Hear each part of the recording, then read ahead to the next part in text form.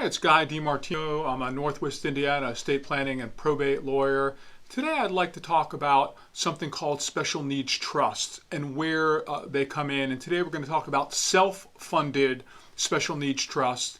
And this is something that I've dealt with on multiple occasions in representing people who have been injured severely in accidents.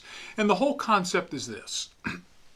If you receive governmental benefits.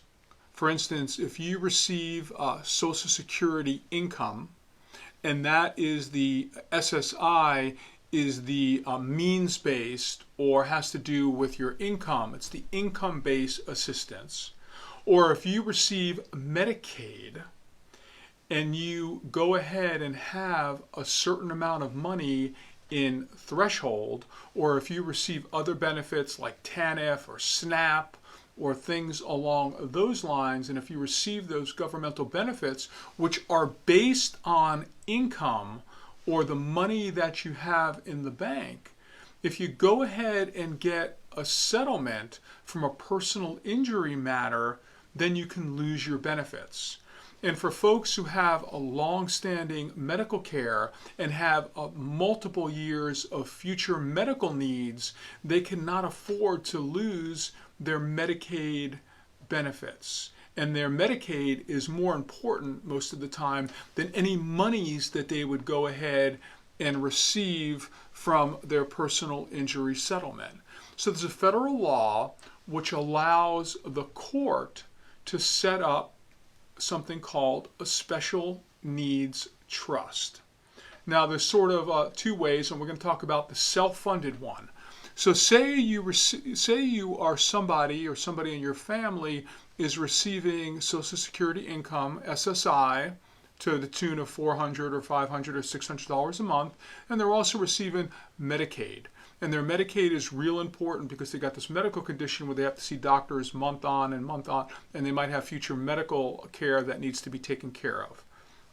So what happens is the court finds that the person meets the requirements of the federal statute, and they set up this special needs trust. And it is self-funded because it is the person's money, but the money will never flow through directly to the person, injured person, or go into their bank account.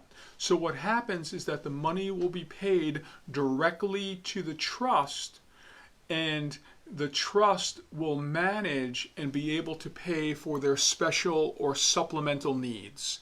Now, there's a lot of rules to the special needs trust, and there's a lot of things that cannot be paid out of the supplemental or special needs trust.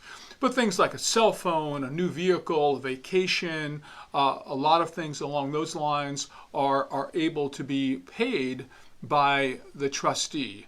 So what that does is it preserves the SSI and it preserves the health care through Medicaid.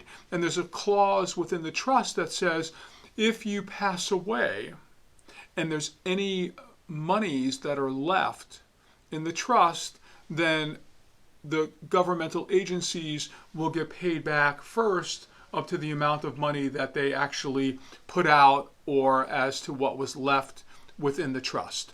Now this works having a separate trustee and having a separate trust when there's a good amount of money out there.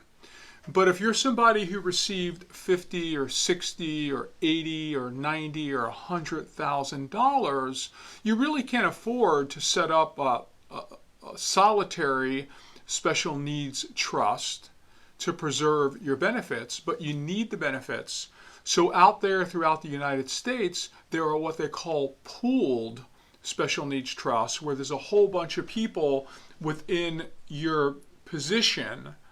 So, and they take the monies and they throw it into the pool trust, and then the trustee of the pool trust manages the trust. So it ends up saving money on preparation of the trust and also the trust administration and the trustee's fees for paying the bills and the things along those lines.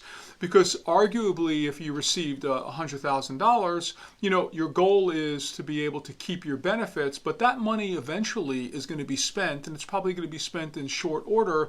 So the purpose of the pooled special needs trust is so you don't take on all those additional expenses, which would just decrease the amount of money that the trust will have for your special needs. If you have any questions about how a special needs trust works, you can always give me a call. I am Guy DiMartino. Have yourself a great day.